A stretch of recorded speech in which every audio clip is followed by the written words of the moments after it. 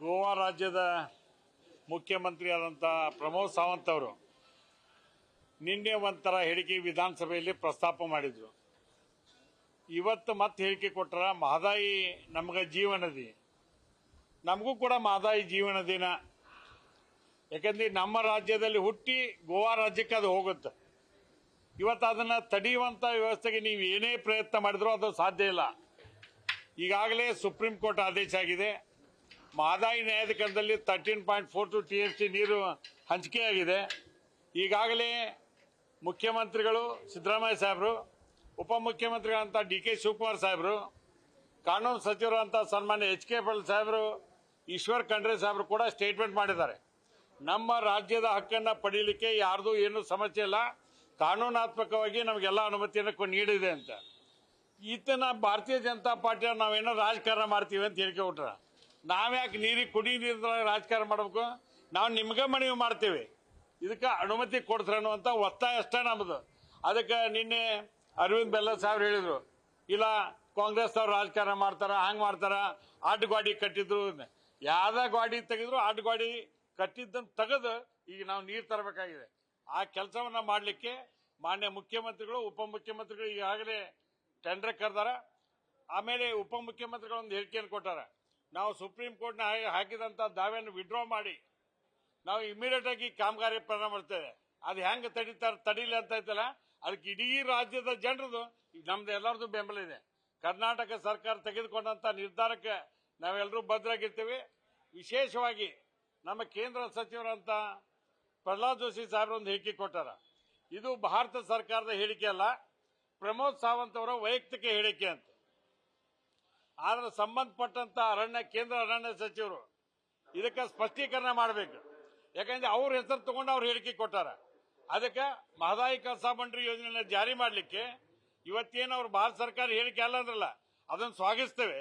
ಅವ್ರ ವೈಯಕ್ತಿಕ ಹೇಳಿಕೆ ಇದ್ರೆ ಇಟ್ಕೊಳ್ಳಿ ಅವರು. ಆದ್ರೆ ಇದನ್ನು ಯಾರೂ ತಡೆಯಕ್ಕಾಗೋದಿಲ್ಲ.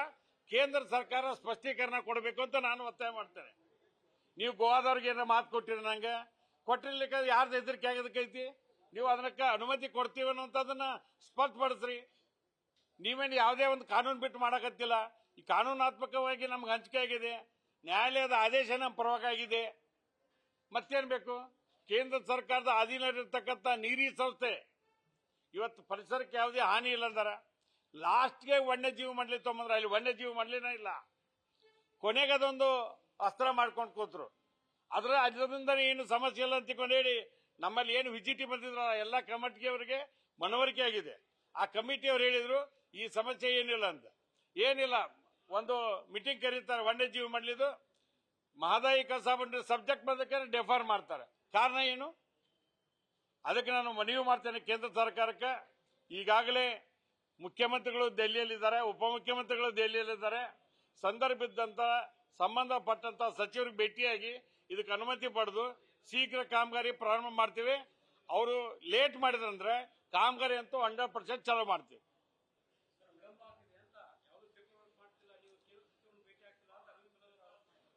ಅಲ್ಲ, ಈಗಾಗಲೇ ಮುಖ್ಯಮಂತ್ರಿಗಳು, ನಾನು ಹೋಗಿದ್ದೆ, ಮುಖ್ಯಮಂತ್ರಿಗಳು ಪ್ರಧಾನಮಂತ್ರಿಗೆ ಭೇಟಿಯಾಗಿ ಬಂದಿದ್ದಾರೆ. ನಮ್ಮ ಉಪಮುಖ್ಯಮಂತ್ರಿ ಅಂತ DK ಶಿವಕುಮಾರ್ ಸಾಹೇಬರು ಕೇಂದ್ರ ಜಲಸಂಪನ್ಮೂಲ ಸಚಿವರು ಮತ್ತು ಅರಣ್ಯ ಸಚಿವರಿಗೆ ಭೇಟಿಯಾಗಿ ಬಂದಾರ. 2 ಬಾರಿ ಭೇಟಿಯಾಗ್ಯಾರ. ಅದೇ ಕೇಂದ್ರ ಸಚಿವರಂತ ಪ್ರಹ್ಲಾದ್ ಜೋಶಿ ಸಾಹೇಬ್ ಭೇಟಿಯಾಗ್ಯಾರ. ಅಲ್ರಿ, ನಮ್ಮ ಮನೆಗೆ ನಾವು ಕೇಳು ಸ್ಥಾನದಾಗ ಅದೇವಿ, ತಾಯಿ ಸ್ಥಾನದಾಗ ಅವರು ಅದಾರ. ಕೊಡ್ರಿ ಅಂತ ಕೇಳಕ್ ನಮ್ಗೇನು ಹೋಗೈತೆ? ನಾವು ಕೇಳ್ತೀವಿ. ಹಂಗೇನ್ಬೇಕಾದ್ರೆ ಕೇಳ್ರಿ, ನಿಯೋಗಕ್ಕೆ ಕರ್ಕೊಂಡು ನಾವು ಹೋಗ್ತೇವೆ. ಎಲ್ಲ ಸಂಸದ ಸದಸ್ಯರಲ್ಲಿ ಲೋಕಸಭೆ ನಡೆದಿದೆ ಇವತ್ತು. ಮುಖ್ಯಮಂತ್ರಿಗಳು ಅಲ್ಲಿ ಅದ ಒಂದು ಸರ್ವಪಕ್ಷ ಸಭೆ ಕರೀಲಿ, ಚರ್ಚೆ ಮಾಡಲಿ. ಯಾವ ಸಮಸ್ಯೆನೂ ಇಲ್ಲ. ಈ ಸಮಸ್ಯೆಗೆ ಪರಿಹಾರ ಅಂದ್ರೆ ಕೇಂದ್ರ ಸರ್ಕಾರ ವನ್ಯಜೀವಿ ಮಂಡಳಿ ಅನುಮತಿ ಕೊಡಬೇಕು, ಕಾಮಗಾರಿ ಸ್ಟಾರ್ಟ್ ಮಾಡಬೇಕು ಅಷ್ಟೇ. ನ್ಯೂಸ್ ಫಸ್ಟ್, ನಿರ್ಭೀತಿಯಿಂದ ನಿಮ್ಮ ಪರವಾಗಿ.